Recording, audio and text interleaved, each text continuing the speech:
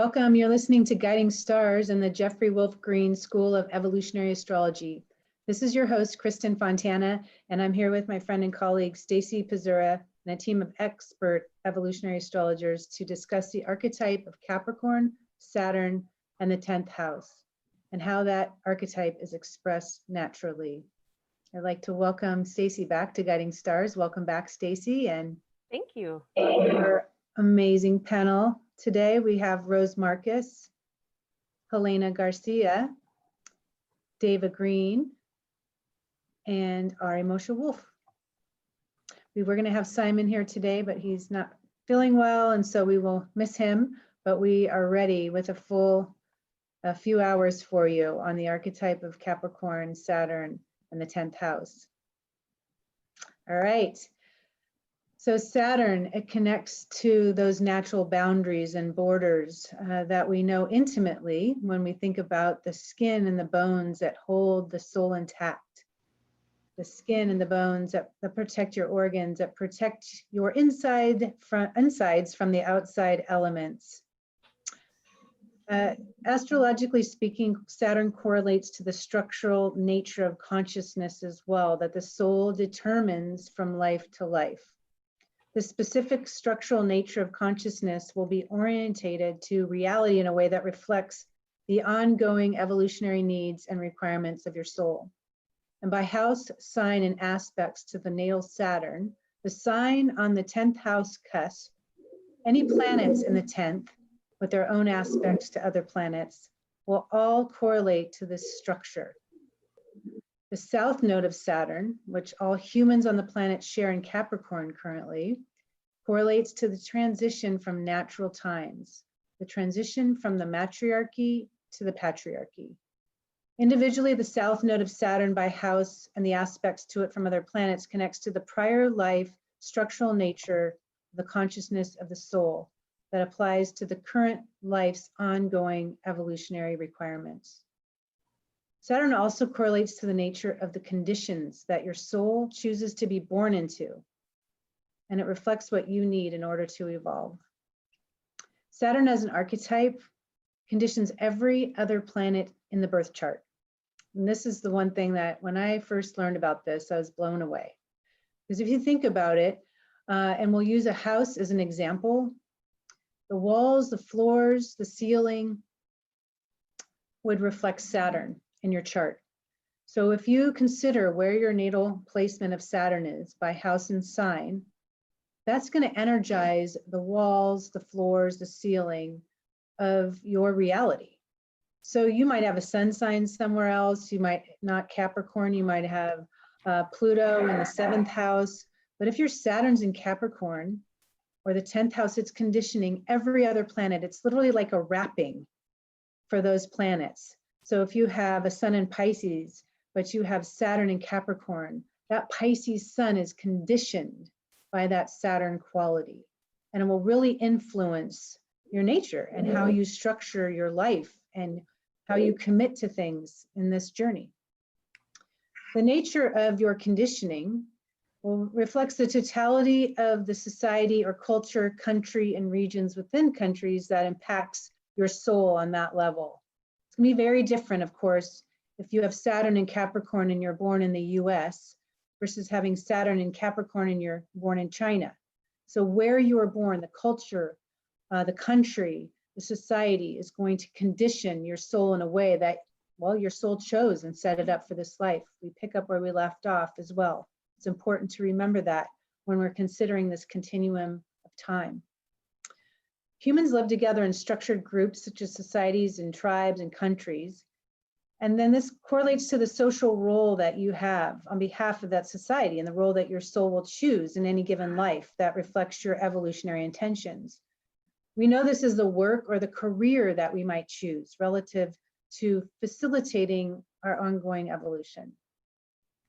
This will then lead to the formulation of goals or ambitions that you have relative to the soul's individual station within the context of the whole, and the means necessary to actualize your goals and ambitions.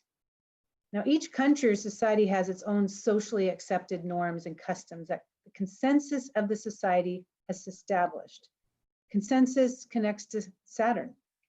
75% of our population is in the consensus state. When this then connects to whatever means might be used by your soul to actualize the individual goals and ambitions that you have, and what steps and processes might need to occur in order to, say, become a doctor, what training you might need, or what training you might need to be able to work in the fields in some country or another.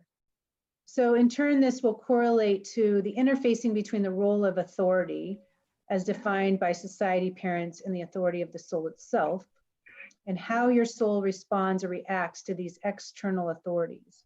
Even within training, when you're learning a skill or a trade, there's somebody in charge of you. How will your soul respond to that person in charge? Are you a person that wants to be in charge? Very likely with Saturn in Capricorn, you are. You're going to want to be the boss of you. So because Saturn correlates to the nature of laws, customs, norms, and taboos that any group of people create in order to live together as an organized whole, this also becomes the basis of judgments made by the individual or the group, or judgments made by the soul within itself, how you judge yourself for something. The issue then becomes, are the judgments being made a function of man-made beliefs, or are the judgments those that emanate from natural laws? And judgments are necessary and they're natural. Within consciousness, it's how we learn. These judgments have a way of leading to self-knowledge and knowledge about the nature of anything. Now, Saturn also correlates with the very nature of time itself. And time is nothing more than motion. Motion that equals time. One of the functions of time and motion is aging. And the natural aging process leads to crystallization, wherein the nature of whatever forms exist no longer reflect the evolutionary imperatives of the whole or that individual. This then leads to the necessity of change, of evolving new forms and structures. As a natural function of time leading to necessary evolutionary change, the consciousness of the soul in human form creates reflection. Reflection is also natural to consciousness. It leads to the awareness of what needs to change in order for evolution to proceed as a result of what has become fixed or to outworn, outdated, or crystallized. I love that word. Crystallize is such a Capricorn word. And reflection also allows consciousness to learn through the vehicle of hindsight, because reflection reveals the necessity of change in order to evolve. This then will create this feeling of being limited for us all, or blocked by the soul's existing conditions, whether it's within yourself or external to yourself, which then can lead to what we know as depression. This is intentional also from the point of view of natural laws. These laws, in order for the soul to make the changes necessary for your evolution. If something is weighing you down, it's going to force you into a state of trying to figure out how to make a change so you can feel lighter and better and more connected and a part of your journey. Now, this depression, once you're ready to make a change, can create pressure, because what if these changes aren't acceptable to what society deems as the norm?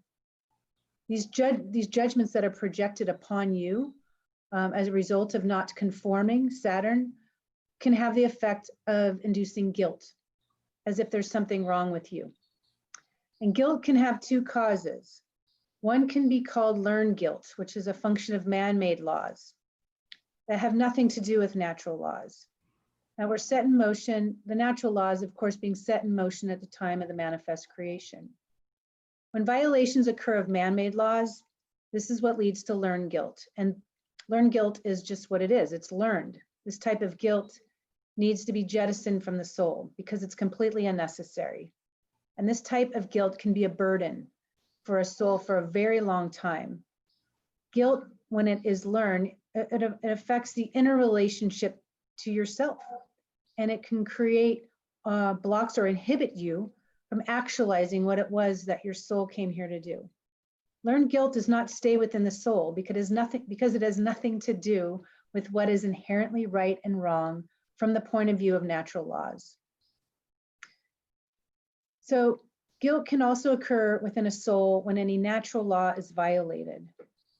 And when you experience guilt as a result of something that is natural that you've done that is wrong, it stays in the soul for a reason, naturally.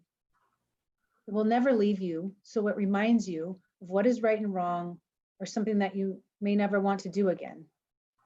And so it's naturally, natural guilt is going to stay there, and it is natural to the journey. This is how we make better choices for ourselves moving forward. Another core archetype, and one of my favorites for Saturn, 10th house in Capricorn, connects to self-determination. Self-determination is necessary for the consciousness of the soul to actualize your evolutionary intentions and needs. Without self-determination, a soul can simply become an empty vessel that waits for others to do that which it needs to do for itself. Self-determination is necessary for the soul to psychologically and emotionally mature and ultimately to grow up. Without self-determination, the soul remains emotionally and psychologically immature. Self-determination leads to becoming responsible for oneself and responsible for one's own actions. Self-determination, emotionally, psychological maturation, and being responsible for oneself and one's actions all correlates with Saturn, Capricorn, in the 10th house. The slide here reflects the chakras, and every webinar we look to the ruler for the house and planet or sign that we are addressing. And today it's Saturn, so we look to the root chakra. Saturn rules the outer layer of the root chakra. And I would like to move to the next slide to be more specific about how this is felt energetically within us all. Next slide, please. Right. All right, these are the 3 layers of the root chakra. The very center, we have Pluto, which is where the soul lives, essentially. That's why it's called the root. And the next layer is Uranus, which is the middle layer of the root chakra. It's the soul's vibration. It's reflected in the energy that emanates from your essence. Now, the outer ring, which is ruled by Saturn, is this protective layer that we all have and can feel within us, our defense mechanism. The degree of thickness of that outer ring is directly linked with how much the soul is repressing or suppressing in its journey. Obviously, the goal is to have that outer ring be relatively thin so the world can experience the full breadth of who we are. We're not, we are not expressing a version of ourselves, but our whole self. That is ultimately what we as souls are trying to do, to be limited in how much we hold back and repress what is natural. So the outer layer, the outer ring of the root chakra is ruled by Saturn. Saturn Capricorn in the 10th house also correlates to the archetype of feeling burdened or feeling obligated by way of taking care of all the various responsibilities that the soul creates for itself in each life. The weight of life itself is Saturn. And Saturn connects to the gravity of a moment and the gravity of the times, such as the reality that we are all living in now. And so with just a few days now away from a very major election, the most important election of our lifetime for the planet, we are feeling the gravity of the moment, aren't we, Stacie? Yes, absolutely, indeed. And so when we were talking about current events and asking about, hey, what should we talk about for current events today? Of course, we think of Capricorn, 10th house, Saturn as, well, the presidential election in the United States. And I looked back in my archives and found these slides. I remember 2 years ago at the midterm election, on the left, we have the Democratic Congress. The image on the right is are pictures of the various people in each of the houses, the Republicans and the Democrats. And essentially on the Democratic side, which I would consider the more natural reflection of a soul expressing itself, we have unity and diversity. We have many women. We have people of different culture, gender, and sexual preference on the left. And the Republicans on the right were essentially old men in suits, I like to say. I think there's a few women in there. So what are your thoughts on these images? Yeah, I think that it speaks to the changing demographic in America. It's changing. We're not just a bunch of white people anymore. There's, Right. there's all kinds of expressions for ways of living, and a country is composed of its social body. And so it has to take into account who's within that body. And so I think that, the difference in the images is that because Democrats really do tend to welcome diversity, there's an openness to that. And whereas maybe on the other side, I mean, I'm not saying that all Republicans are not going to welcome diversity, but there seems to be more of a gravity towards what has come before, and we don't want to change it, and we have to crystallize it in place. We have to keep it in place. But when the country's demographic is changing, here we have all these people who don't see themselves in the imagery of who the US is, and they don't see themselves reflected in the laws and the structure and the way the system works. They find themselves at a disadvantage. And so progressively, year by year, we're finding more people feeling like they're a minority, where they don't have a complete voice. And right now, we are really in the struggle of people showing up to say, I'm a part of this country, and this country gives me a right to say. It gives me a right to choose what I want. And the early vote has been really great. I mean, we already have 90 million Americans who have already voted, and this is the actual election is 3 days away. So that's a great turnout. The demographics, I know that the democratically registered people have been a little more present in the early voting, and so we will really see on election day what the true turnout is. But there's a lot of energy around this. There's a lot of call for change, and we want to do it the right way. We don't want to just go out in the streets and create chaos, as has been suggested. We want it to be reflected in our system and in our laws. And in order to do that, we have to choose the leaders who will put forward that vision for all of us. I know that right now, Joe Biden does have a pretty solid lead, 7.5, I believe, 7.5 points. Last year in 2016, or not last year, but 2016, we were, a lot of people were traumatized because the Democratic nominee at that time did receive the majority of the popular vote. And in a society is built on a consensus, right? The consensus is supposed to mirror the majority, but that didn't happen. And so I feel this year that people are taking some personal responsibility, Capricorn, to do their part and to really lend their voice. And we're going to see. And I'm really excited to see what comes. I have a good feeling. Mm-hmm.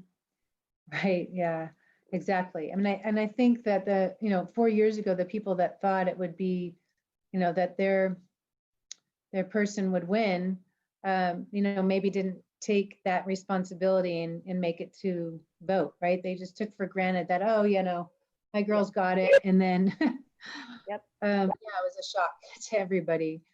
And so, I think we're all sort of holding our breath because of what happened. And you said, there's a real PTSD around that from the 2016, and it has mobilized people to a large extent. So we are just having to be very patient now for the next 3 days, Saturn. And more, right. Okay, so we've got Mercury retrograde as well. Mercury will station direct on Tuesday, on the day of the election, and will be squaring Saturn. Mercury will be stationing direct in Libra, squaring Saturn. So it may take a few days. I'm sure there'll be all sorts of, all sorts of cases fighting for those outcomes, or, depending on who wins. So it's probably going to be pretty wild for a bit. Anyway, so I feel that, well, when I think of Republicans, I think of Saturn, I think of tradition, I think of consensus. Stacie, you and I were both raised in very Republican households, and obviously are not conservative in our interests, you know, and it takes a time, you know, if you've been raised in a similar setting, sometimes it takes time to figure out what it is that you feel reflects your own nature or your own beliefs or what you feel is more natural. And of course, I think of the Democratic Party, I think of something more Uranian, right? So this is where we're at. Any other thoughts about the election? I know you've been doing some work on that before we introduce our guests.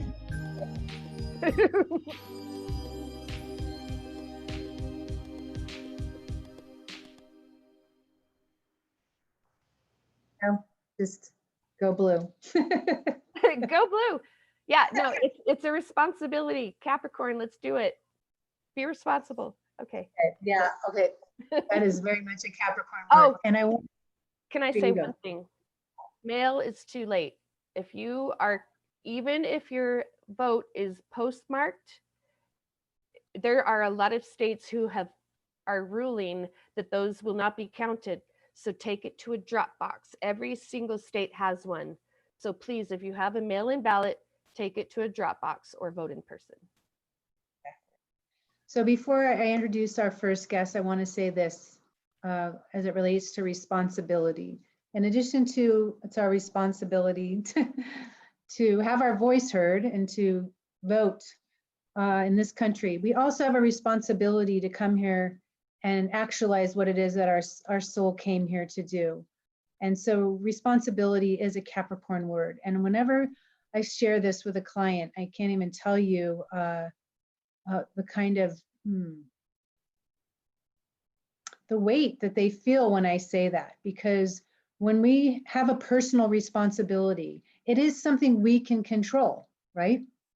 The choices that we make to go after what it is that we feel our soul needs to be doing. And it's that energy around self-determination that is so important and so powerful. If you carry those Capricorn archetypes, sometimes you can be a late bloomer with what it is that you decided you wanted to do. So if you have a preponderance of this energy, just know that it can take you some time to discover what it is. But it is our responsibility to follow through on what it is our soul intended.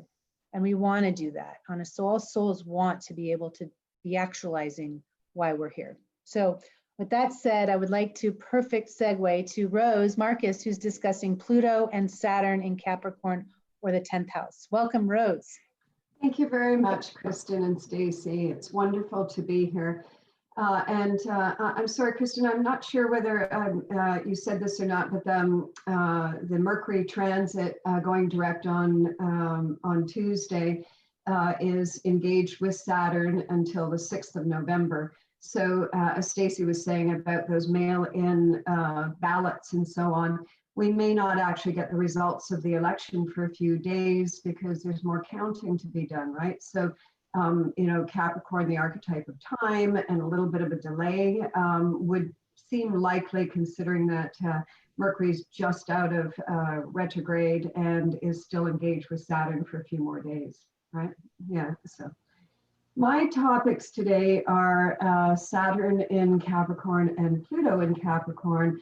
Both of these planetary signatures are what we have been living with for quite some time. So Pluto is a transit that is 248 years around the zodiacal wheel, moved into Capricorn in 2008. And will leave Capricorn in 2023, 2024. So we still have a few more years left of Pluto in Capricorn. And Saturn in Capricorn, Saturn is a 2.5-year transit through a sign. It moved into, what was it now? 2018. It moved into Capricorn and will leave Capricorn on December 18 of this year, 2020. Any planet that is transiting its own sign is very strong. It has access to its full catalog. And so we have been working through the Capricorn agenda. And we have had a Capricorn year because we started the year with so many planets in Capricorn. But thinking about both of these, Pluto and Saturn, both of their signatures, Saturn is, as Kristin said a little while ago, a crystallization archetype. And it is a cementing of reality, a cementing of consciousness. Saturn and the Capricorn archetype represent the structure of our reality, the structure of our consciousness. And so it's reality, all the reality that we have, and also our internal reality, how we are perceiving and judging our existing reality. So Capricorn is the archetype of time and space and mortality. So time limits and time frames come under the Capricorn archetype. If you were born with Saturn in Capricorn, wherever it might exist in your chart, you might think that that position suggests that you have come to a maturation point in a process in terms of what your inner judgments are, what your consciousness is around the reality that you have been living with for this lifetime, and of course you're bringing in information from past lifetimes as well too. So you're now at this maturation point here, and what do you do with all that information? Capricorn is a duality archetype, or a dual archetype. There's a difference between dual and duality, right? Capricorn has an external frame, as Kristin was saying, the walls and the ceiling and the floor, but it also has an internal component as well too. So we have an external consciousness and an internal consciousness. So the form has now developed to a crystallized pattern. And now do you use it in terms of a foundation from which to build? Capricorn brings the Pluto transit itself. Pluto is a metamorphic process. Saturn is about crystallizing. Pluto is about changing, metamorphosizing. So something has to change within that. You put the two of these transits together, and what they are really doing is streamlining the process of evolution. Pluto is, the metamorphic process within your soul, the desire for and the necessity for change to evolve. And combined with Saturn, all of that change, all of that metamorphic process that you are currently experiencing, that we are all currently experiencing, that those who have Pluto and Saturn and Capricorn in particular are experiencing.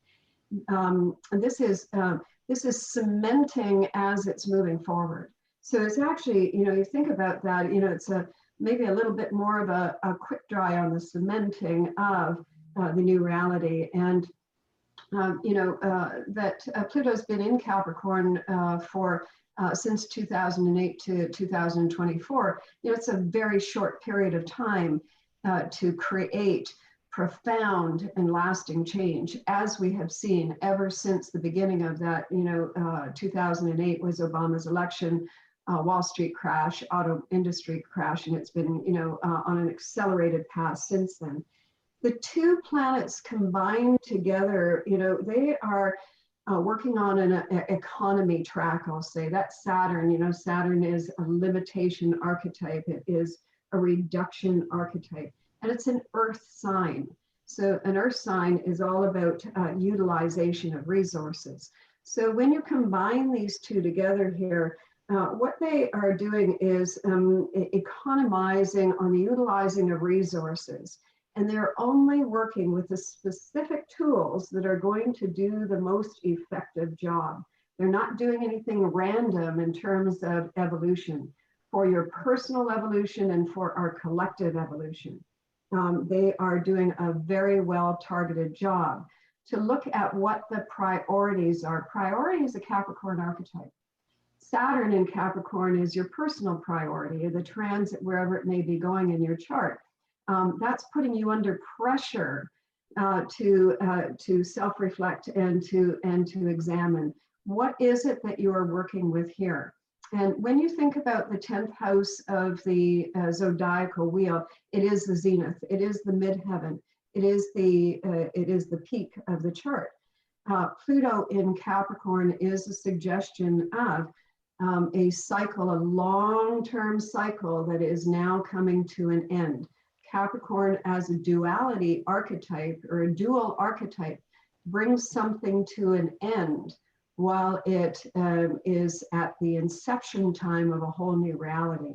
I always describe this in the last quadrant of the horoscope as like the baby in the womb. You know, we have an outer and we have an inner. We have what is fully built on the outside and what is newly forming on the inside. So these are interfacing cycles, right? They're interfacing cycle.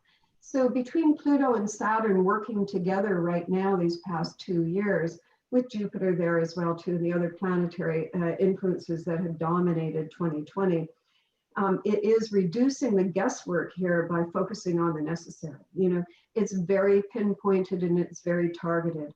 There's no wastage here in terms of the mandate that Pluto is choosing to accelerate right now. If you are considering that as a loss, well, that may be an interpretation factor for you. Right now, Capricorn, the structure of a reality, we have built a reality that's based in the way we run ourselves, the way we govern ourselves. You know, consensus is a Capricorn archetype. And consensus is not a negative. You know, we must learn to have a consensus. You need to learn how to have to orient to a consensus of you. You need to be personally in agreement with you, right? You know, and we need to learn how to live in an organized whole. These are all very good things. But there is a natural consensus and there is artificial standards. And it is the artificial standards now that are in an accelerated program of breakdown. Since Pluto traveled over its own south node a couple of years ago, this absolute switch happened between climate change being a possibility or perhaps a potential for a future to it being an actuality and a reality and a more urgent cause for us to face. The Me Too movement, systemic racism, all of these things are coming to the surface now because they need to be cracked open and we need to be dealing with them, yeah? If you were, and so this is a really important timetable now for you to be looking at the walls of your life and not to see them really as inhibiting programs here, you know, to see them as support. You know, when I'm thinking about a child, you know, you take a child, you know, a newborn baby, and you wrap it up tight so that it feels secure. And then you stick it in the playpen so that it has some boundaries to work with. And then the child, you know, has the opportunity to roam the backyard that's fenced. And, you know, and we continue on in that way. You know, to have boundaries is very important, and to have appropriate boundaries for yourself. This is most definitely, you know, an attribute of the Capricorn archetype, right?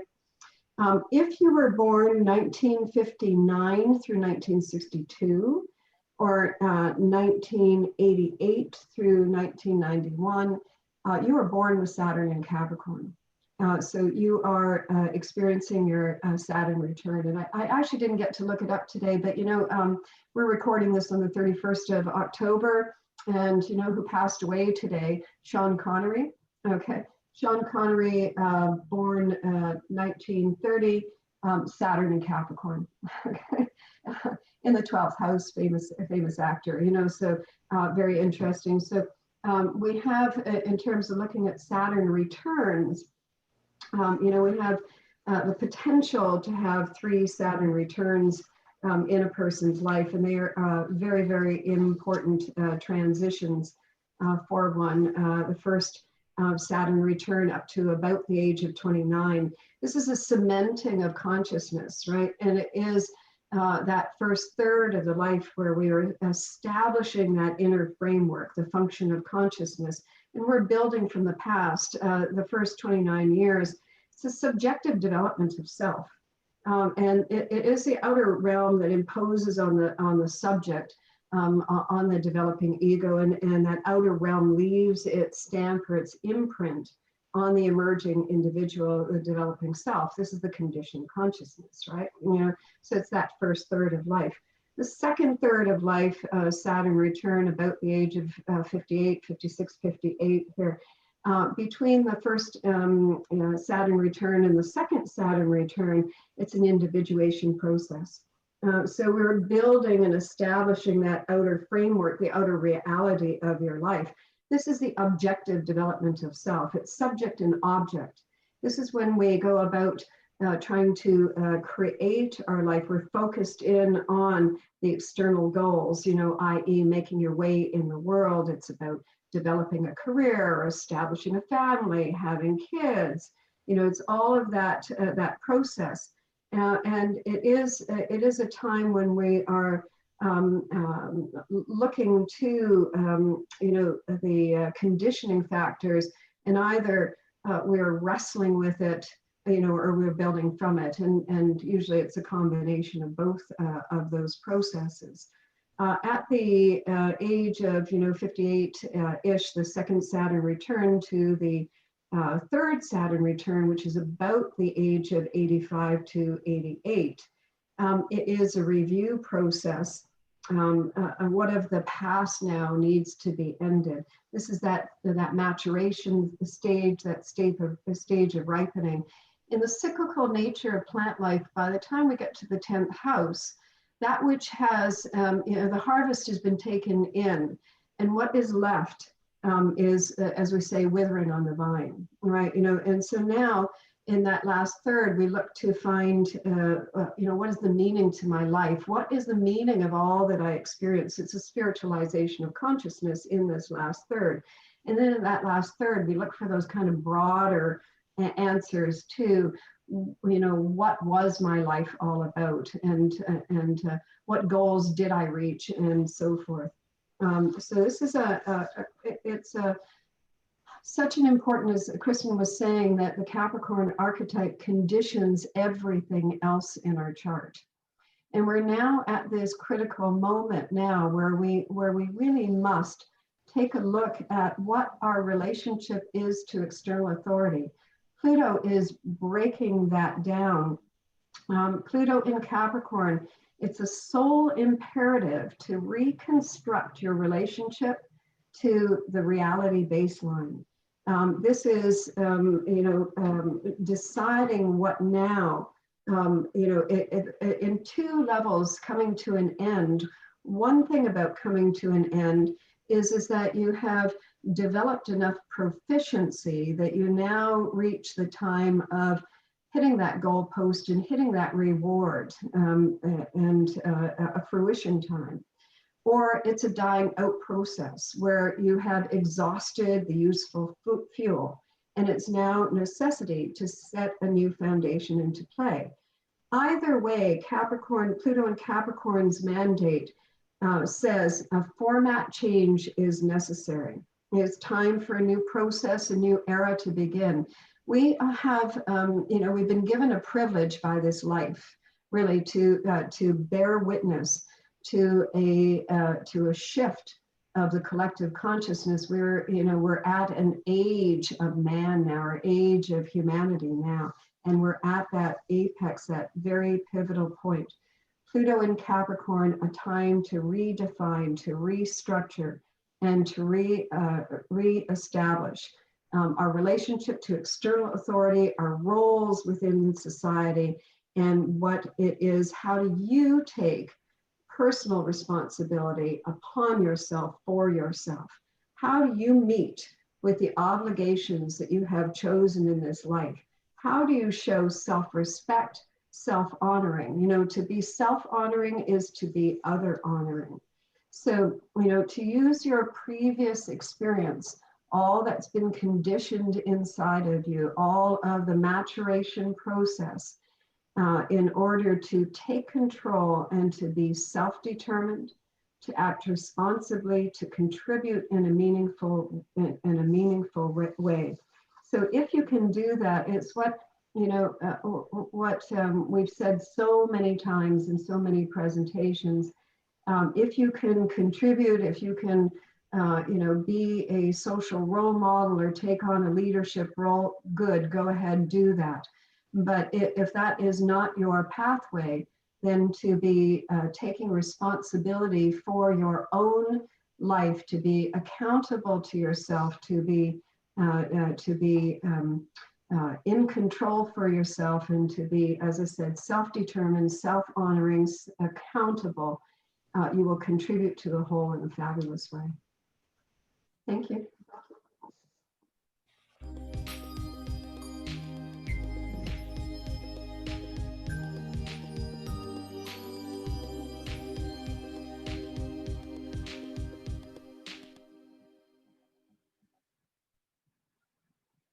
Thank you, Rose.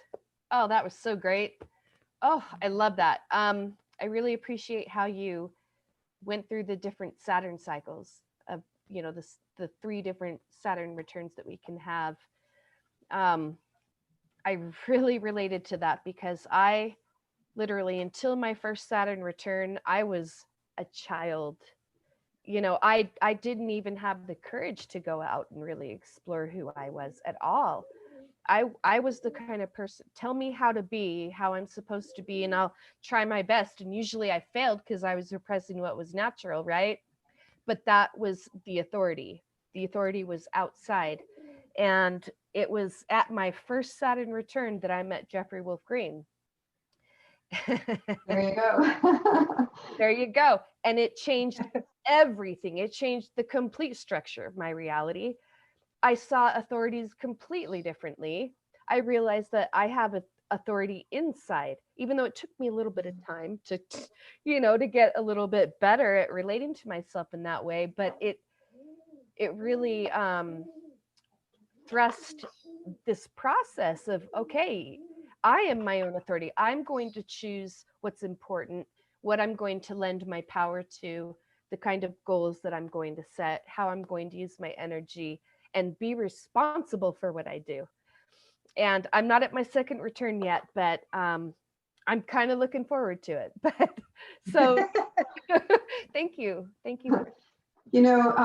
Capricorn's all about work, and there is nothing so wonderful or so rewarding as a job well done. Yeah, and effort needs to be applied. And we have to remember that a little bit of hard work isn't a bad thing, to put that extra effort forward to see the result. I mean, it's a wonderful thing. We try to cover up, it's like, oh, it shouldn't be that hard. It shouldn't be that rough. I'm not belittling, we have a tough go now and people are suffering, and it's so hard for so many people. But on the other side of that, if you will take responsibility to do your inner work and to put good effort into your life, the reward is brilliant. Mm-hmm. Yeah, putting your time in. It reminds me, like training for an event, if you're an athlete, or studying for a big exam, versus just showing up and winging it. When you put that time in, and you really invest your emotional whole, all that you are, into that process, and the victory when it happens, or the success when it occurs, feels so much better, right? Versus just kind of showing up. And so no one ever takes that away from you either, right? You own it, right? Yeah, it's brilliant. I think that's where the self-respect comes, when you've put your time in.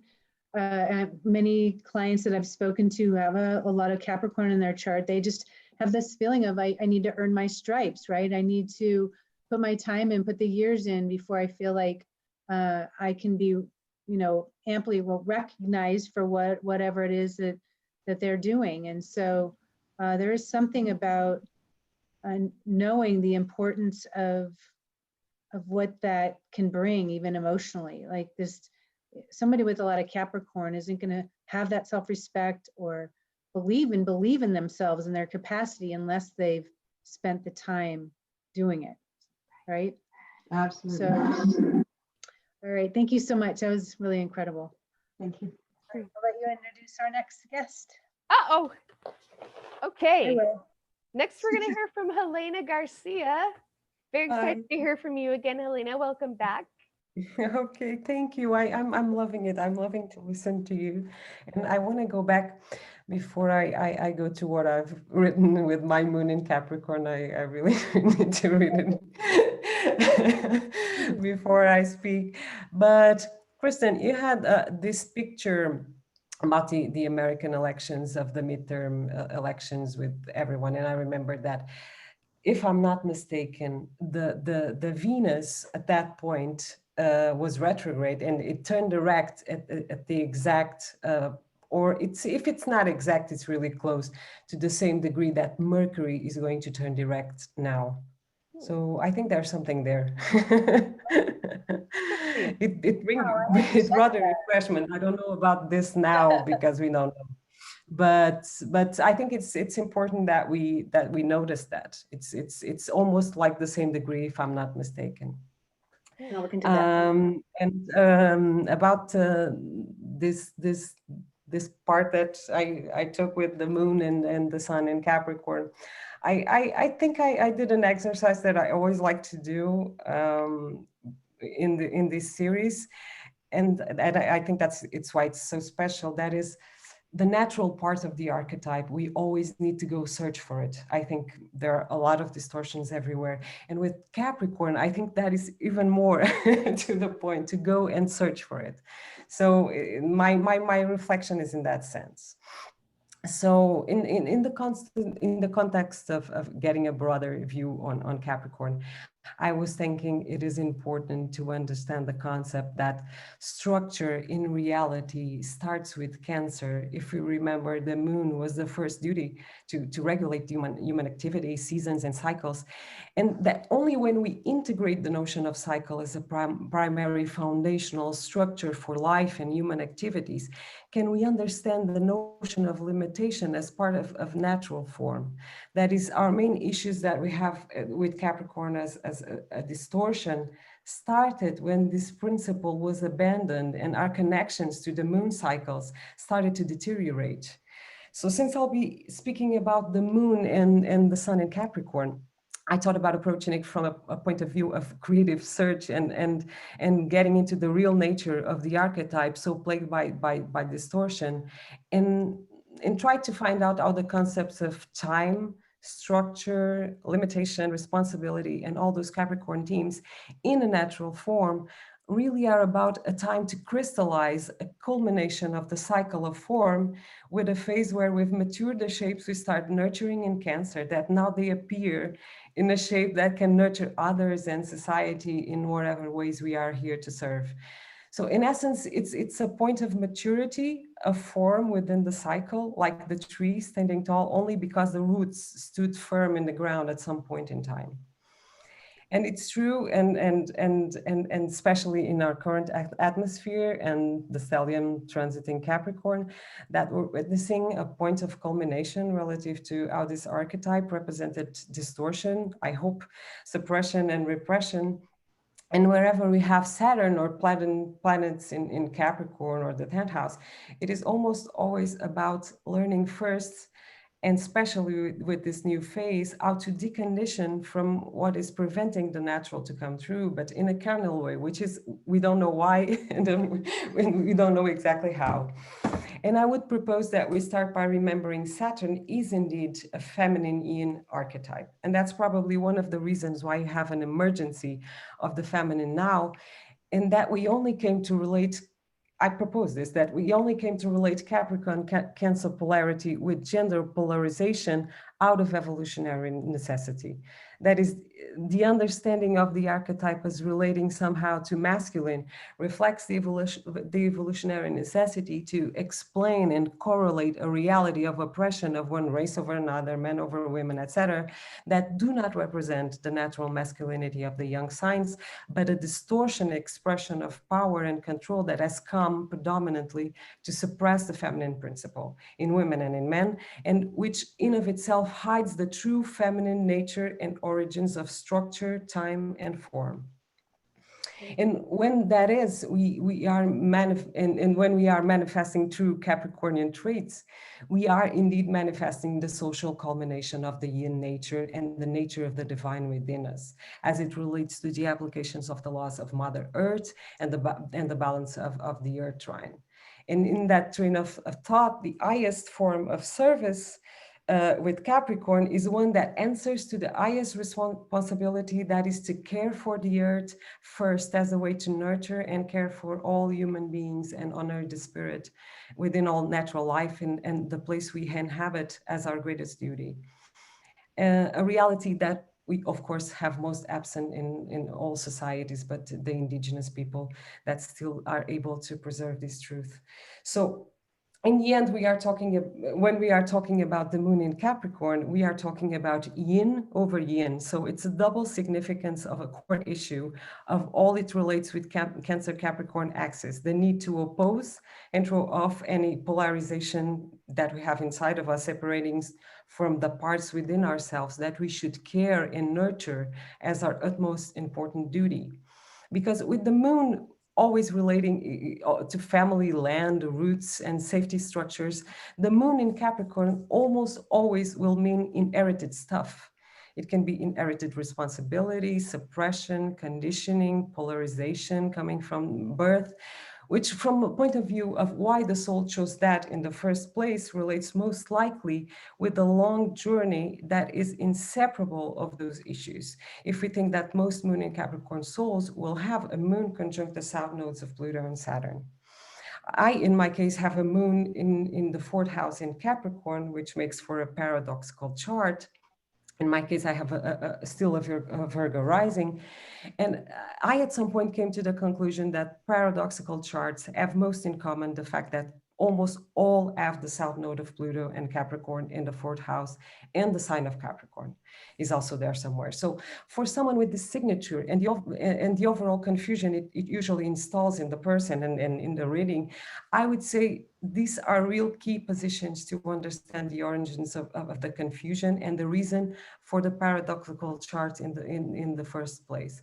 Because from a natural point of view of the soul self-image, security and sense of identity, it will be relating Capricorn both with soul memories of distorted and natural manifestations at the chart's core emotional ground. So the moon in Capricorn, whenever we have it, in whatever house we have it, we'll share a bit of these themes as the story of the social evolutionary themes for all of us cross the self-image and inner security issues within the soul. So this soul will have an utmost natural need of being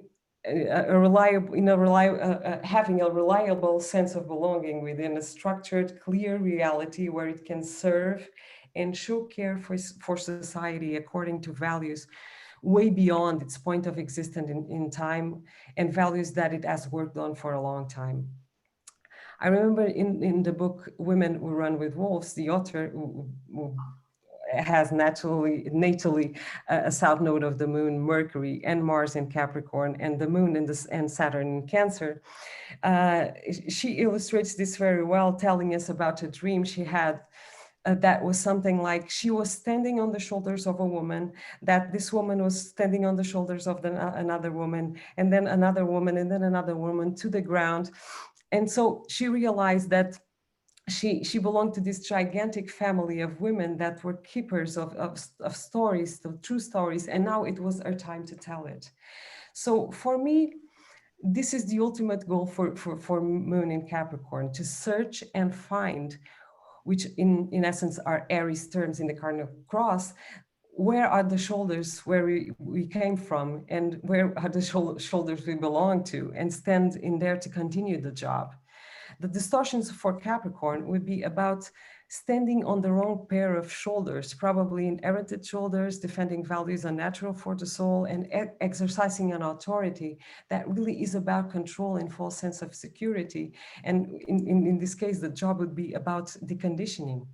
As for the sun in Capricorn, on the other hand, this comes with a puzzling task, because as it relates to the inconjunct, the usual brilliance and fun coming with creative self-display as a much serious tone. It's all about taking pleasure seriously, taking creativity seriously, and taking time to develop and having fun with it, because the results will last for a long time. So here, yin meets yang, and many Capricorn Sun people are in fact reliable friends we can trust if we are part of their inner cycles. They are the ones with the greatest sense of humor that usually do not make a joke, and when they do, it's one that we'll remember forever. They usually don't go to anything in life without a long view. So when naturally embodied, the sun in Capricorn as an inner sense of stability and personal honesty about the self that includes everything from insecurities to the soul's best talented gifts, all presented with a degree of natural density as well as humility, and without the usual light Leo tends to project that natural Capricorn views as too much light for the show. So one great example that I would like to finish with, and that is one of the most inspiring people for me in the world, is singer Patti Smith, who has a sun and Mars and asteroid Lilith and Capricorn with Saturn balsamic to Pluto. I think she truly embodies the natural Capricorn archetype, and especially the sun in Capricorn and Lilith in Capricorn with her strength. I remember being in one of her concerts a few years ago. She had already turned 70, and wow, she looked way younger than all of us in the public, with energy that was incredible, and an incredible soul strength, singing "People Have the Power" in a way that was inspiring to everyone standing there, and truly unforgettable. So to conclude, I would say that when all the old forms are now being questioned, it is important that we remember we all have an inner power, we all have an inner sense of purpose, and to live by it is a matter of personal responsibility to care for the task at hand, which is truly a natural Capricorn expression. Thank you.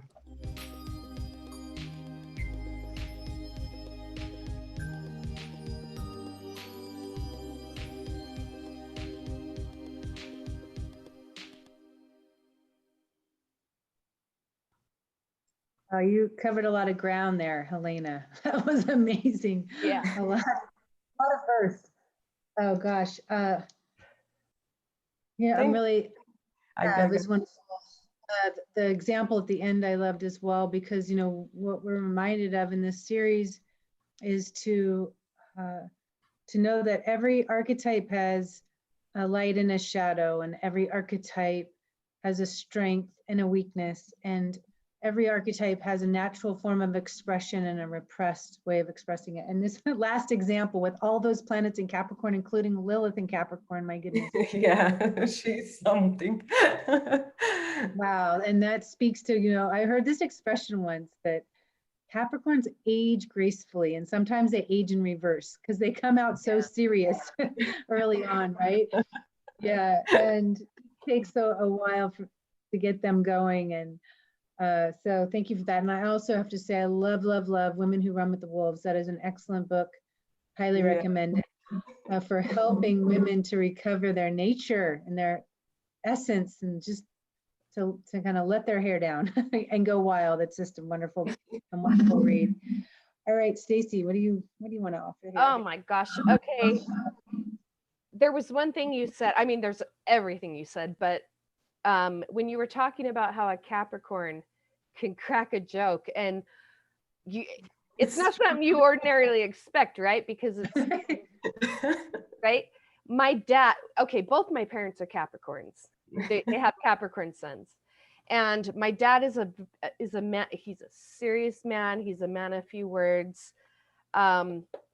but he just has this sense of humor and this childlike nature that only comes out in certain ways. But we were at Glacier National Park for vacation one time, a family vacation, and we were on this big group hike, and I was leading the charge. I was looking for owls in the trees, and everyone Of course. everyone was, yeah, I know, everyone was just behind me, and all of a sudden I heard this plastic crinkling up. I heard the sound of plastic, like, and I knew that he had his water bottle, and then I could hear it being thrown out into the woods. And I whipped around and I said, "Dad!" And he just laughed. He did it on purpose. He knew what I was going to do. That was his sense of humor. He catches you off guard, and he does it in this like seemingly serious way, but at the same time knowing who you are. Yes, I have the same with my friends that are Capricorn. It's exactly that. You don't forget it because you are not expecting it. Exactly. It's the greatest humor in the world. And so, but the other thing I wanted to point out about just both of my parents being Capricorns, they were both really beautiful expressions of Capricorns, because they did not, if there is one thing that they did right in this life, they did not force me to become anything that I wasn't. They have both accepted who I am for my individuality, and they let me become my own inner authority. And not everyone can say that. And so the moon and the sun, you're just giving me a nostalgic appreciation of my own family and my parents. Stacie, that is a natural expression of Capricorn, right? Because a distorted would be this need to control. Yeah. And a natural expression is to give you that opportunity to experience the control of your own life, that you're in charge. Grow into it. Yeah. Thank you so much, Helena. Wonderful. It's Thank you for being here. All right, we're going to move to our next speaker, Deva Green. She's the daughter of the founder of this incredible work, Jeffrey Wolfe Green. Welcome back, Deva. Well, thanks so much for having me back. Deva's going to cover 3 archetypes today: Jupiter, Mars, and Venus. So I'll let you go. Right. Okay. Well, also to share, to build upon in a true Saturn Capricorn 10th house fashion, what you guys have all been sharing today. It's the issue of responsibility, primarily, and how when we do accept responsibility for ourselves, going back to the natural law that we are all responsible for what we create. And that is at the heart and soul of the work that we're doing, is to help ourselves and to help anybody who's in our lives do the real deep Saturn work of not pointing that finger out. From my understanding and looking at all the distortions that we're healing collectively, it's essentially, from my point of view, owning what's ours and not creating a boundary around what's not, and saying, I'll accept the responsibility for my actions if you accept the responsibility for yours.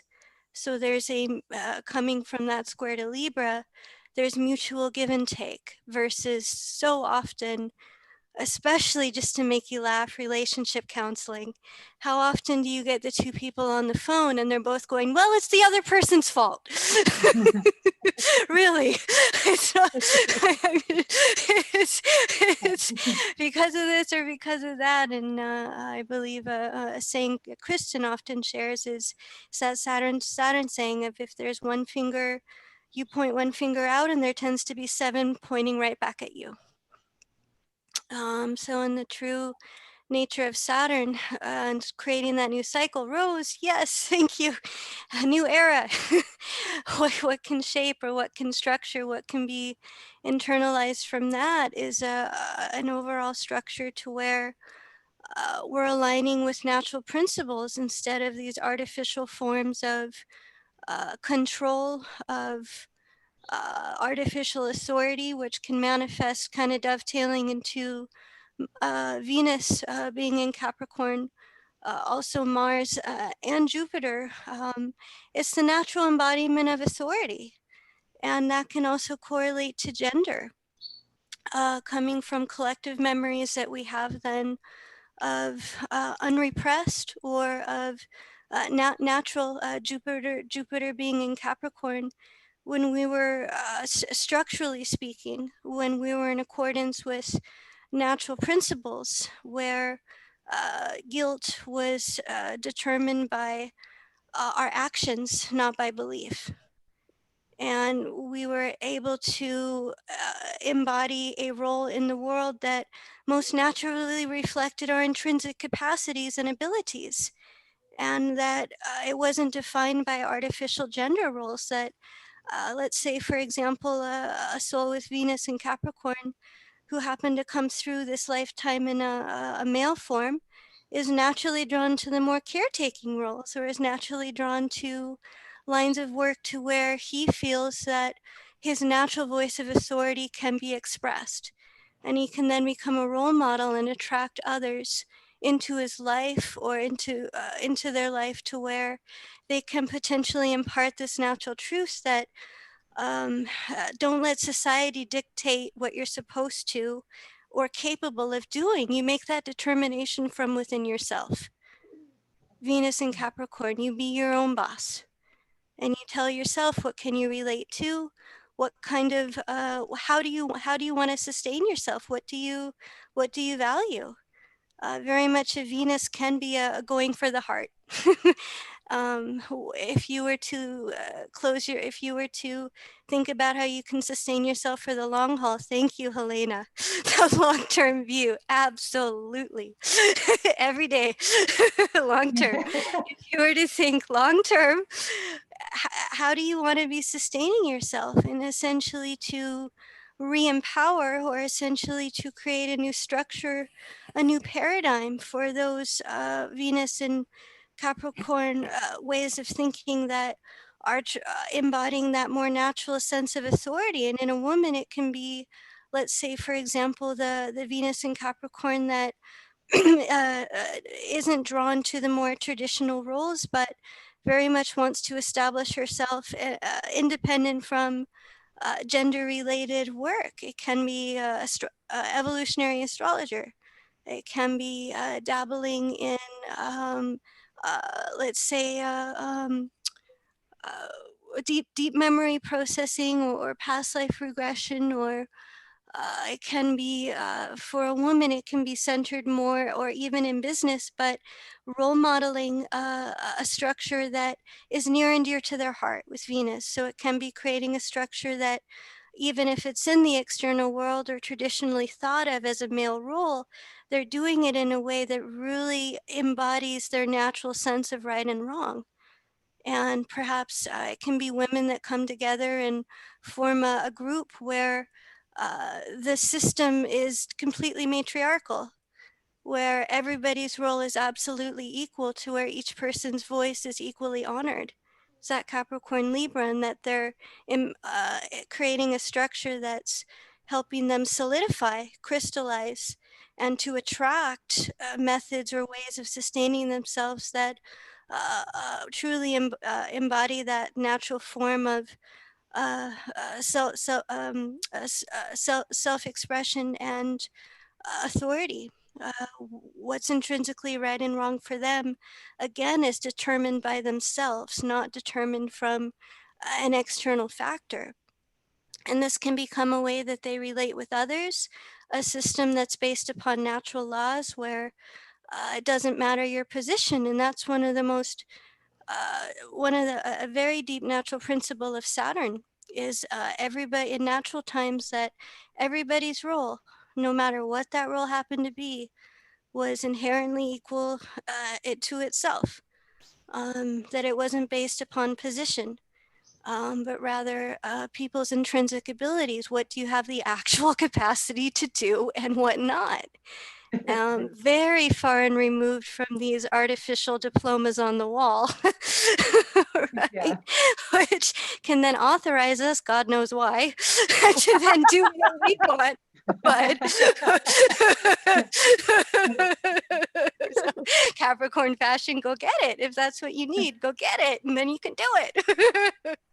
Oh, I man. mean, It's funny. so I mean, looking at these natural forms of Saturn and really hitting to that heart of the issue as you guys did, that it's actually a reflection of what's going on our inside. The fourth house, that the structure is a reflection of our internal conditioning. And when we interpret it that way, when we're able to interpret it via Jupiter, when we're able to release these more man-made beliefs about reality, about what this means, what this doesn't mean, and it can be in these natural ways, such as the natural function of guilt. When you can integrate natural guilt, not the learned guilt, but when you can integrate a natural guilt as methods to never do it again, and as form of being natural teachers, we can essentially use that to restructure, to rebuild, and to develop more authenticity. We learn from our own actions. We're not pointing the fingers out, we're owning it. But we're not doing so in a way that is a detriment, that's a learned guilt, that there's something wrong with us. It's more integrating these things in a way that helps us mature and that really helps us develop a level of authenticity that we can then express in the external world, whether it's through teaching Jupiter, whether it can be through humor, or whether it can be through natural methods such as Helena taking care of the earth. But it can be ways to reflect that natural teaching that that these are the things that are those phenomenon that's naturally considered wrong or detrimental, or that we try to suppress, whether it's guilt, whether it's depression, that those things are actually natural to a certain degree. And it's how we act upon that, seeing Mars being in Capricorn, it's how we interpret these things and how we then take action, whether we then repress or whether we're able to work with them in natural means, whether depression can become more reflection, guilt can become natural teachers, that inner judgment can become our strengths, that we then enter the world from a standpoint of trusting our inner intuition.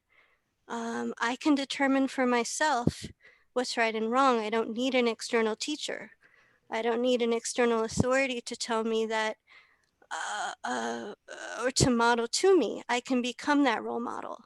And that's very much what Saturn desires, is to mature in that way, to be able to embody that, or to structure around that, modeling versus kind of looking for that, or coming prey to these false teachings. And with Mars in Capricorn too, kind of breaking out of the fear of false judgment that so often are the times that Mars in Capricorn desires to essentially lose that dynamic of being in control in an artificial way. It desires to break out of being in a state of repression and to essentially establish, or to put momentum around establishing what's most natural for them, what's most right for them, as bizarre or as outside of the norm as that may fear it's more around putting a buffer around that fear, but to develop courage around that and saying, I am in charge here. I can take whatever arrows are coming my way, and this is what this is my ambition here. This is really how I want to structure myself. This is really how I want to put momentum, or this is really the direction that I want to pull my life in, regardless of what anybody external says. That I can be in control of that. I can be in control of my fear. I can be in control of myself. I can allow myself to also use appropriate judgment, because often the Mars in Capricorn wants to repress its own voice of authority due to fears, or due to having misused authority, there can be that dynamic. And so it's revamping where it's saying, hey, I'm starting a new cycle here. I can trust I can trust my judgment. I can put into motion what feels most authentic for me. And I can, I can be my own judge, and that whatever the external reality, however the external reality wants to interface with that, I've got the courage, or I've got the momentum to essentially do it anyway, and to establish what feels most right for me. And at times it can be like highly motivated, that if it means getting that certificate, that's fine, because at the end of the day, whatever I want to do with that certificate, loosely speaking, I can do. That I then have the authority to do it. So I'm going to put the necessary action, become very self-determined, become very self-disciplined in order to do that, in order to make possible for me what I want for my life, Mars and Capricorn, that I determined is appropriate for me. And to bring this all together, I found a great example of, I feel, a soul who really embodies these natural expressions of Jupiter and Mars being in Capricorn. Edgar Casey. He has Jupiter and Mars in Capricorn in the 5th house. He also has Pluto in the 10th house. And he's got South Node in Virgo in the 1st, North Node in Pisces in the 7th. And he grew up very heavily conditioned, gravitated to Christianity and the doctrines therein. And yet, Jupiter, Mars in the 5th, that naturally what ended up happening was his capacity to break through the structure, to break through the paradigm. Natural teachings came in about incarnation, about just about everything, about the Akashic records, seeing the stellium in Pisces, Venus, Saturn, Mercury, North Node in Pisces in the 7th. So in sum, this was a natural way for him to dissolve artificial beliefs, artificial constructs, the fear of false judgment. Who's going to take this seriously? Like, do I take myself seriously with this? but stepping out of that role, or stepping out of that conditioning through dissolving, seeing the Pisces energy being receptive, or literally becoming an open channel. And I think one of the most beautiful quotes that he has is, you'll get to the wings of heaven by all the people that you helped. Pisces in the 7th house. So there's that rebuilding of Capricorn, is being able to restructure through realigning with what was most natural, not the dogma. But these natural teachings that were just flooding into him, and that had the effect of putting a new cycle into motion. Mars and Capricorn in the 5th, natural teachings, establishing a role that was based on that creative self-actualization, special gifts here, and taking charge of his destiny in ways that were free from the older paradigm of dogma, Christianity, and that was connecting to more natural systems, natural paradigms, and helping him grow into the role that was most natural for him. So looking at the Capricorn Pisces energy in his chart too, seeing how the dissolution of older systems or older paradigms can lead to a new cycle, new energy, and to a realignment with natural systems that are based upon older knowledge. We were all around in matriarchal times, around in the shift from matriarchy to patriarchy, and it's the disillusion that, in his case, just came through his natural openness. It came with, just through a natural capacity and his natural desire to serve. Being able to embody the strongest parts of Capricorn through that, and dissolving those older conditionings, or dissolving those older paradigms through establishing what was most natural for him, or embodying his own role of authority in ways that, of course, even though it was uncomfortable, that with the Capricorn energy were most authentic, that he knew to be right.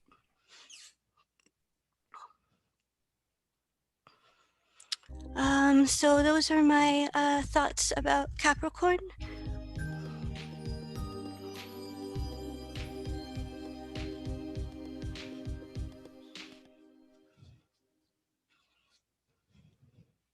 Thank you, Deva. As always, you've got me so deep in self-reflection. I'm trying to bring myself back. Relative to Jupiter in Capricorn, I'll just share another example where, like I'm kind of dovetailing off of my earlier story where I just had no inner authority. And one thing I will tell you is that I've always been a very spiritual child, and I was really counting on the religion that I was raised in to give me the understanding of God and how it relates to this life that we're living, and it just couldn't do it. All I was seeing was judgment and hypocrisy. And it was at that first Saturn return when I met your dad that I found my own internal Capricorn power. And I realized, okay, what I'm looking for is within me. I don't have to look to them anymore. And I'll tell you, I had zero examples in my family life to look to how you do this kind of thing where you break apart from a generational tradition. And I literally was so compelled to be my own authority in the spiritual realm that I wrote to the church headquarters. I think I've mentioned before, I was raised in the LDS religion, the Mormon religion. And I wrote to the headquarters and I said, I want my name removed from your records because I want to find God wherever I find it, not where you tell me I can find it. Oh my God. Oh, Yeah. wow. And they wrote back to me and told me, well, this is terrible. You're going to experience an eternity in hell. But No way they said that. They really did. It's in writing. Oh, wow. I still have the letter. But oh, wow.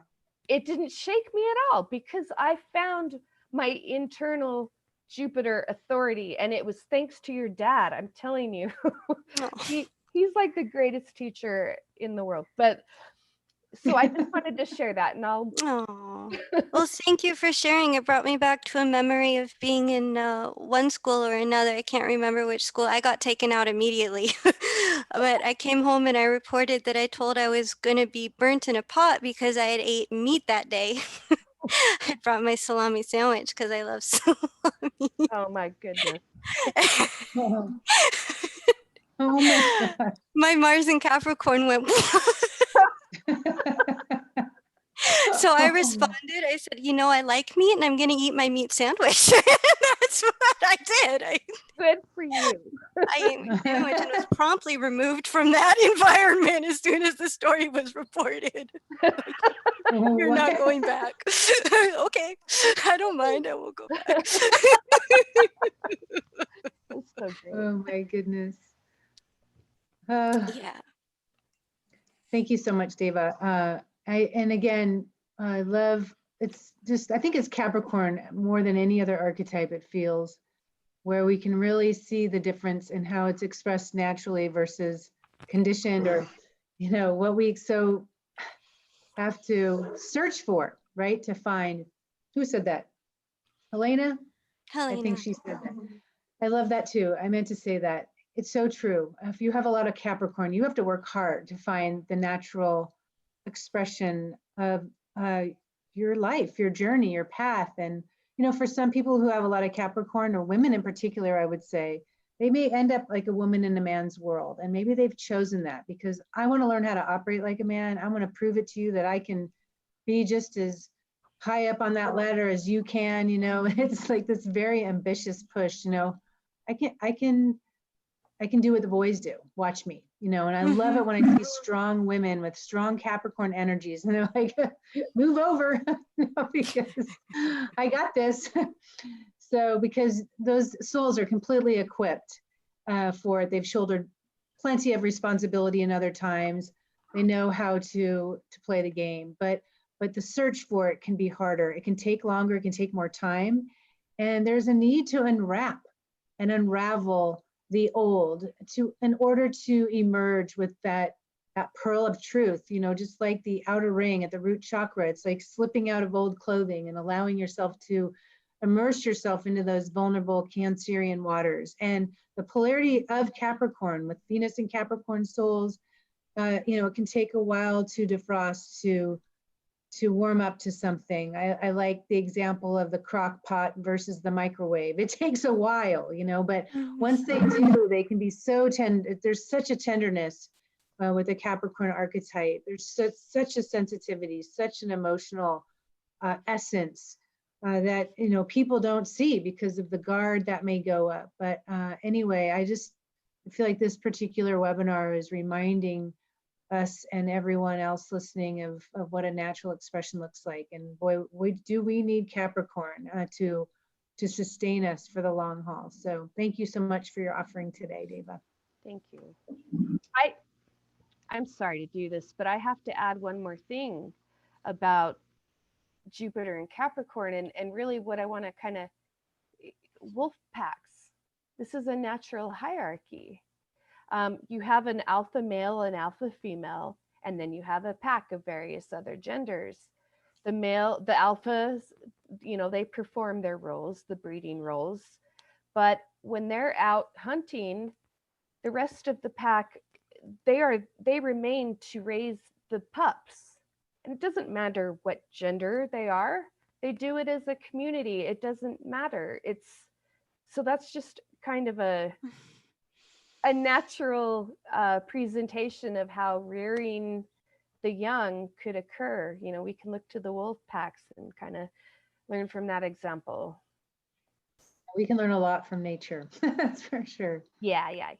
Okay, so next we have Ari Moshe Wolfe. Welcome, Ari. All right. Hey, Ari. Hello. Can you hear me? Yes. Wow, look at that image. Whoa. You can hear me? Okay. 1 second. I don't think my mic is working. Can you still hear me? Mm-hmm. Okay. Wow.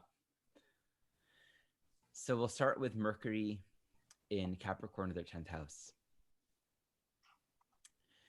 The intention with Mercury is always twofold. On the one hand, we're gathering information and creating more context and understanding about our world through filling in more pieces.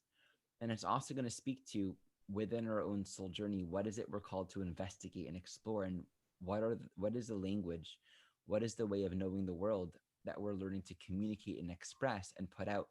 I need to increase my volume. Okay, 1 second. I think there's an issue with my mic. Give me 1 moment. I'm just going to switch to my computer volume. Is it better now? Yeah, okay.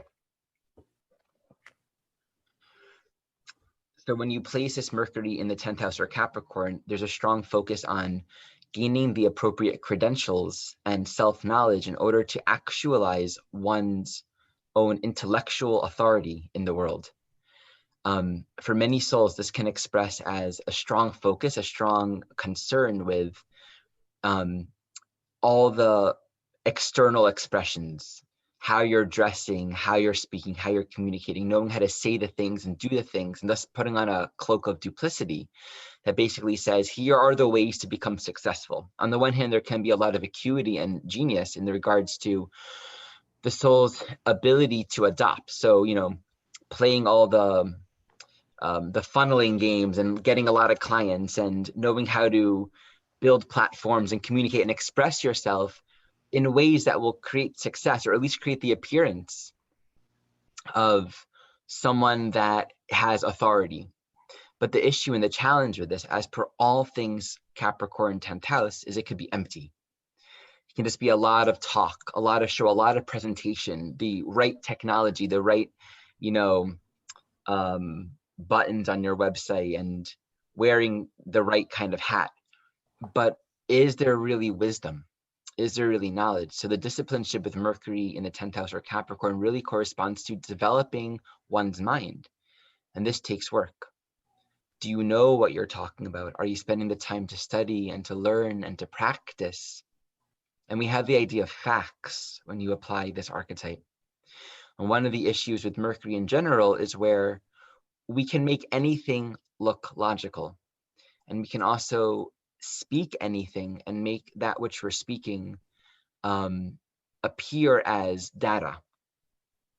But really the mind and the mouth can make anything a piece of information. But the question becomes, is this factual? And this is the inconjunct really between the Gemini and the Capricorn archetype. One aspect of this inconjunct is we need a certain definition that we're all agreeing upon. So we say we're looking at the red light, that means stop. We're then able to integrate information, process it, and all agree that it means something. So we're able to function together. And this also speaks to the idea of actually my computer sitting on a giant dictionary right now, so it's higher up. We have words that mean certain things.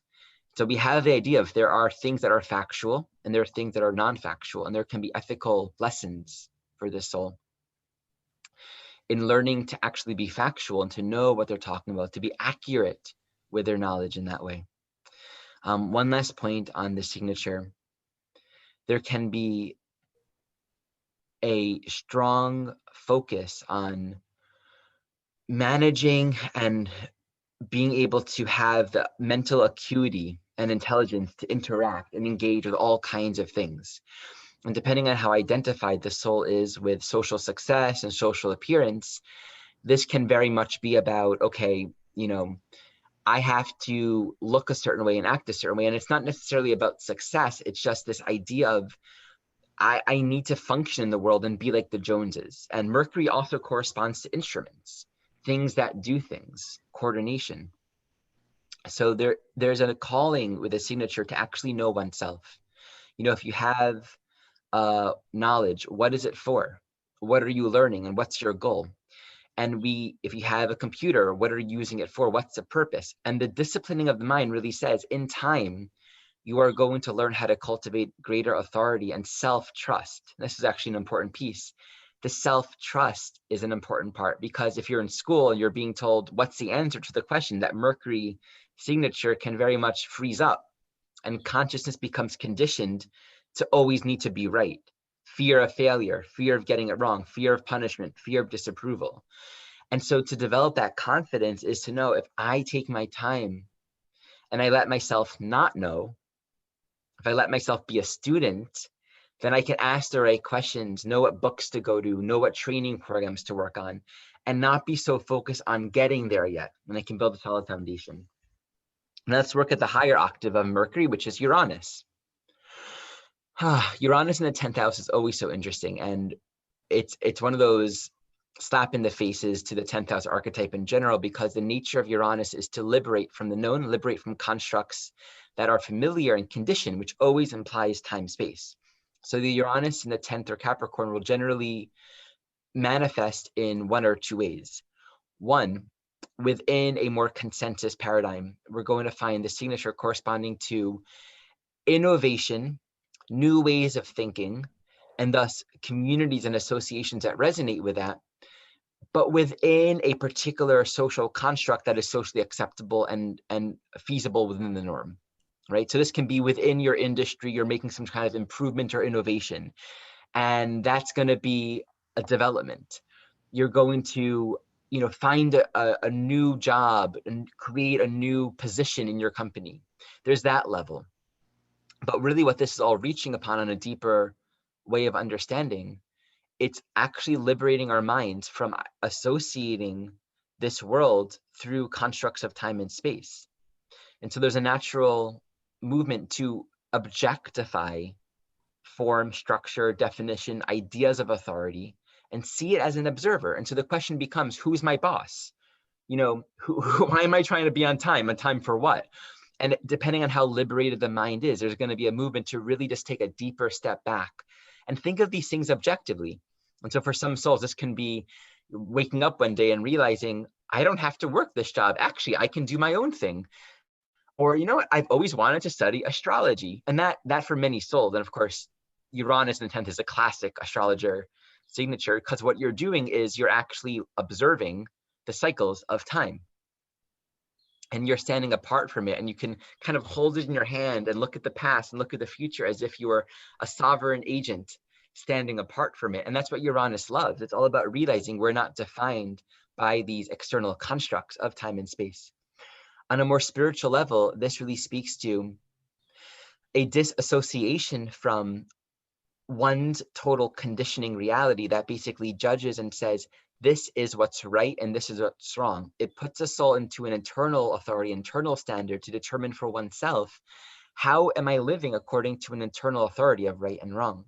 And this internal reference point means, one, there can often be a lot of trauma for these souls relative to the status quo or parents or authority or job figures or society, in some way reflecting the energies of persecution, being cast out, being judged and criticized in traumatic ways relative to one being themselves and not trying to beat everyone else's drum.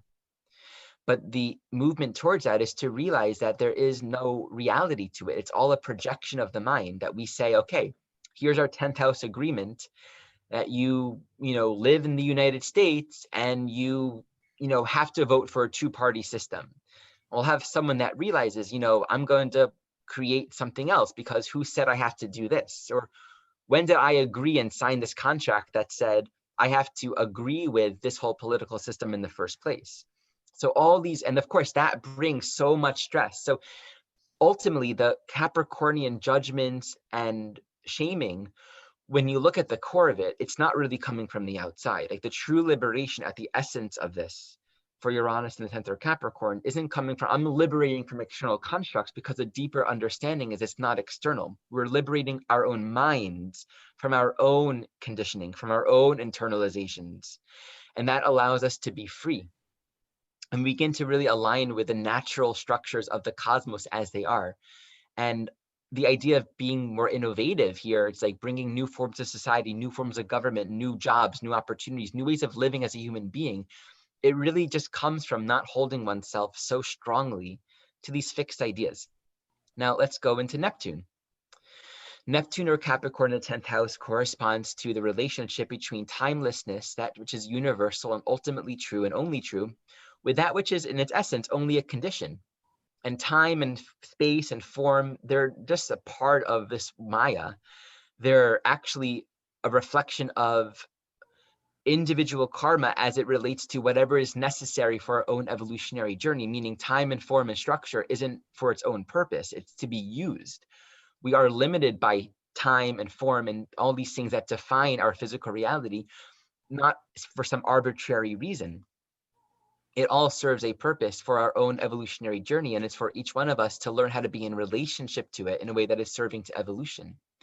And so Neptune here says, don't forget that the actual truth, the underlying reality, the true boss, so to speak, the true structure and hierarchical dynamic of reality, the true judger of everything is not any belief that we have in the world, is not some authority figure that's going to say right or wrong, that's going to point our fingers at us. The true judge, the true structure is love, is God, is creator, is source. And so ultimately there is the learning of surrendering and aligning our consciousness to an ultimate sense of right, an ultimate alignment that doesn't come from this world, that doesn't come from the world of form and appearances.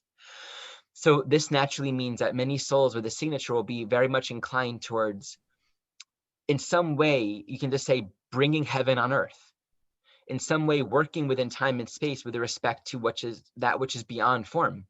So they're structuring a reality that is more compassionate, that is orienting towards universal understanding. So this can really bring a soul to doing work, even if it means a lot of seemingly personal sacrifice, but doing what's good for everyone on behalf of the idea of oneness.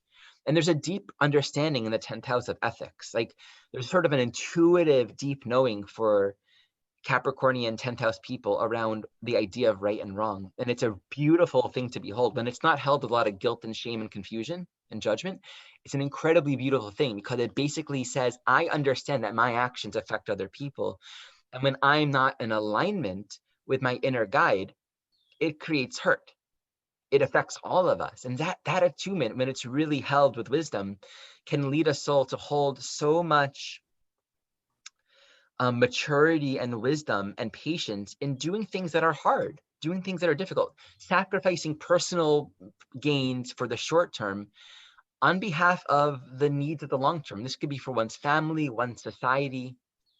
And, in a spiritual state, this is an understanding that one is to be an agent, an extension of the laws of Creator. And the laws of Creator are always inclusive and loving. But this can express on other levels of creating a job where one is sort of in a saintly position of serving and creating some sort of structural reality that is of service, mentorship, or guidance, or discipleship for other souls that can use that. We can also have the situation where a soul puts idealization, Neptune in the 10th house, towards their parents or authority figures, and they say that this is God, this is the ultimate reality, and then they're disillusioned by the actual truth of it. Many souls with Neptune in the signature will find that the authority figures in their life are either not there, absent, which then ultimately deflects the soul to reference something deeper than what is of the world. But there can be a deep sense of, who's going to hold my hand when I cross the walk, when I cross the street? Am I safe? Where are the rules? Where are the guidelines? So a lot of these souls will turn towards something where they can surrender. And this could be a religion for some souls. This can be any spiritual path, or, anything that will allow the soul to give themselves to a higher form of discipleship, structure, boundaries, laws, and definition, because there can be this deep sense of loneliness and grief, and there not being something to surrender to that can guide oneself. And in that sense, one learns how to be an example of that too. On the other hand, we can have a bunch of absolutely crazy, insane judgments and rules and conditions that have nothing at all to do with reality. And the soul will have to break free from that and kind of like notice, oh, this is just conditioning. This is actually totally bogus.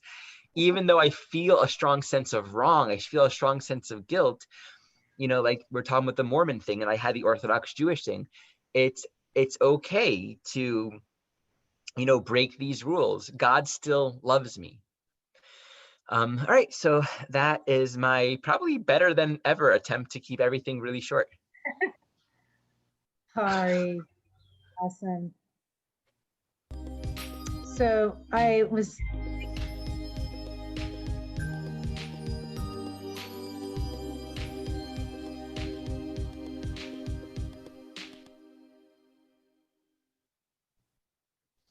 Thank you. And as you were speaking about Neptune in particular in the 10th house or Capricorn, I was thinking about Yogananda.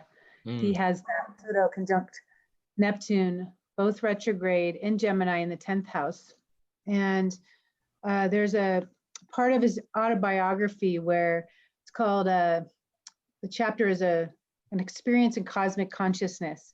And he's feeling really rebellious and restless. And Yukashwar knows that.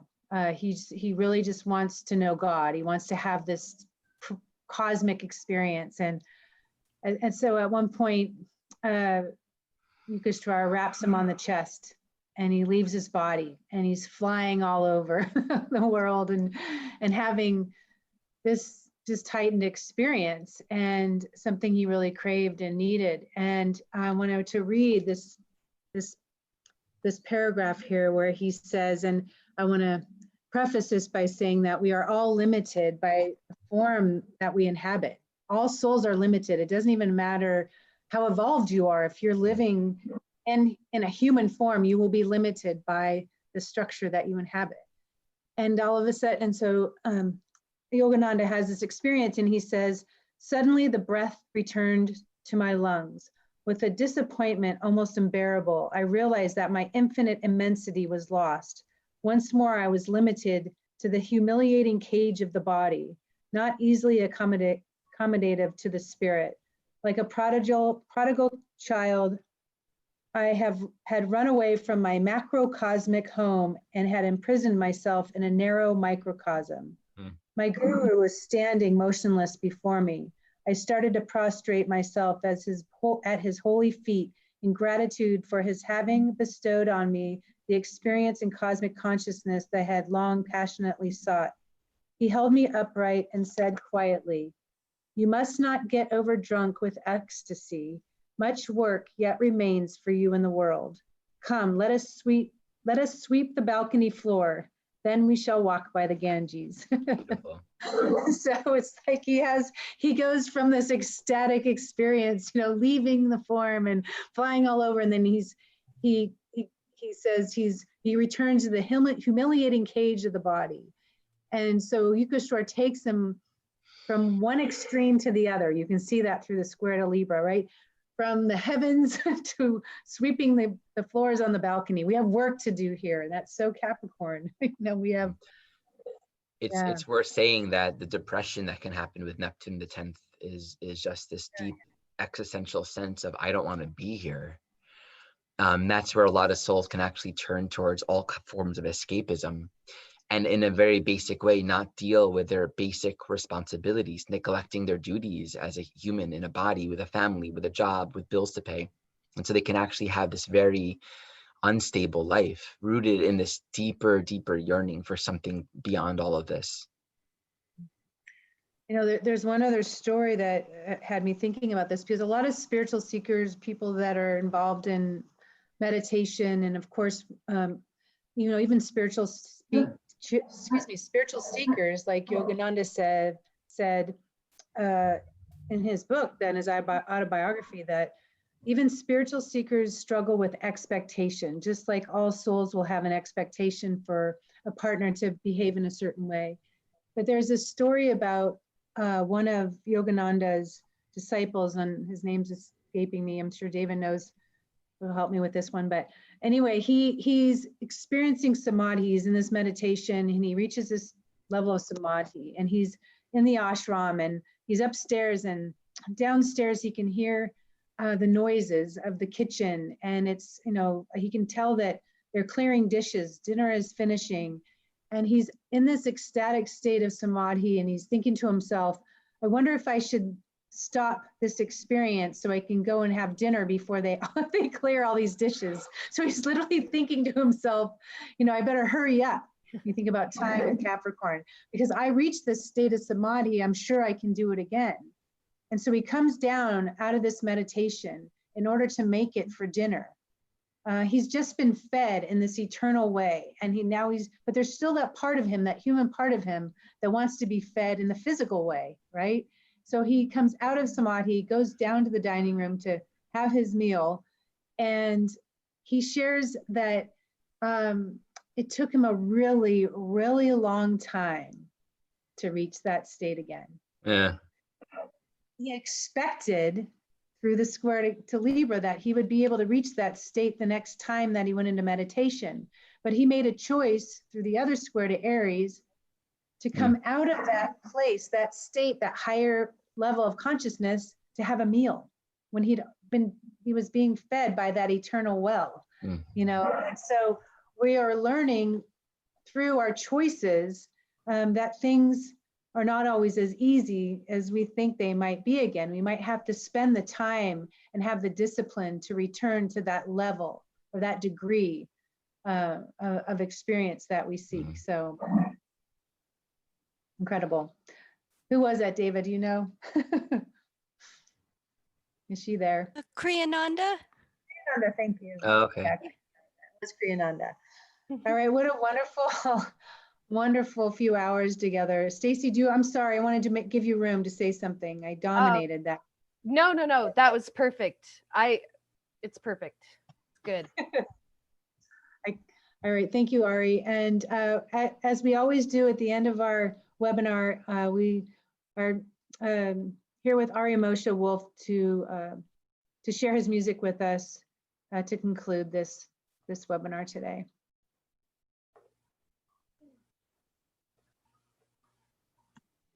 All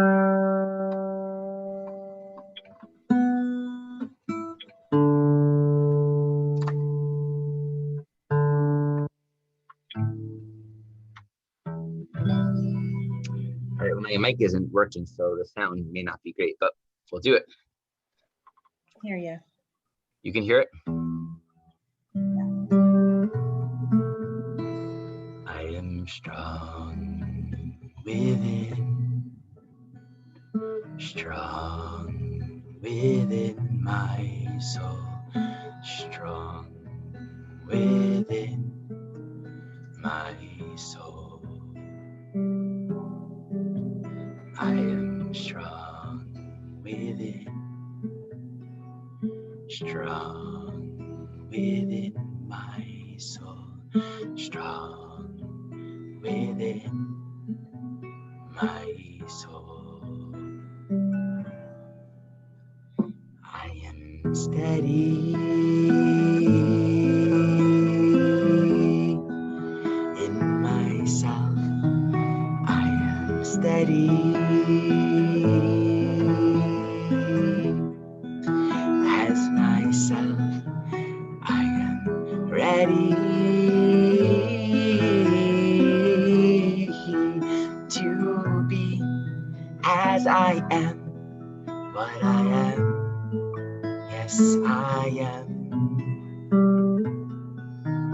I am steady as myself. I am steady in myself. I am ready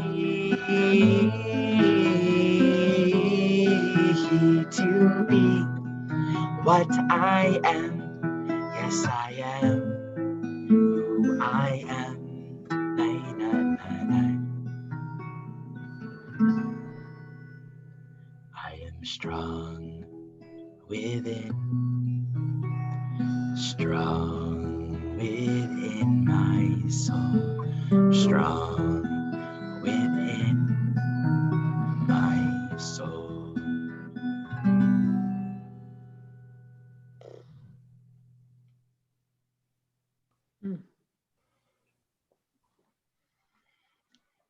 Thank you, Ari.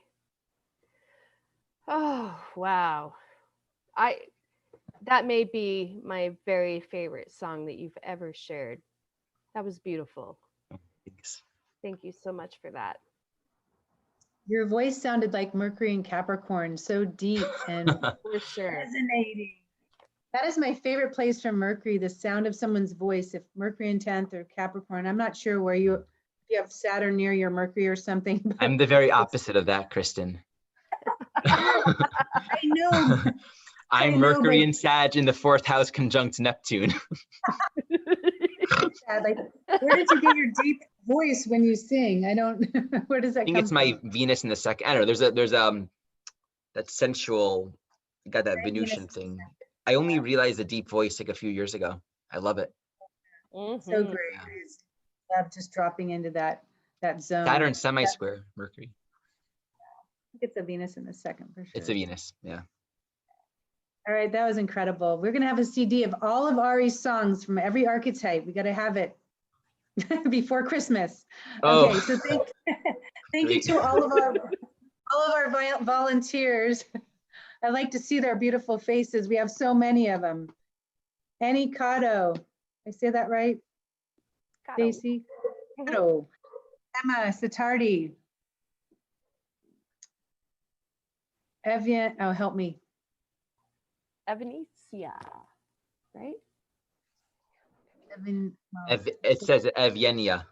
Oh, Eviania, thank you. Jen Cashin. Hey, Jen. Jennifer Cobb.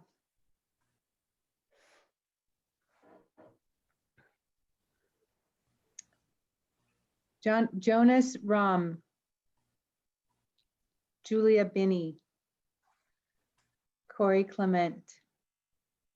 Linda Johnson, our fearless leader. Lisa Machina.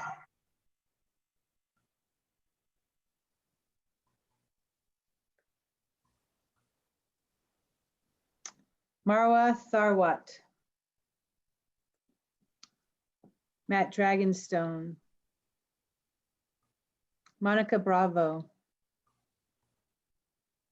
Neville Drake. Nicole Inez Harnish.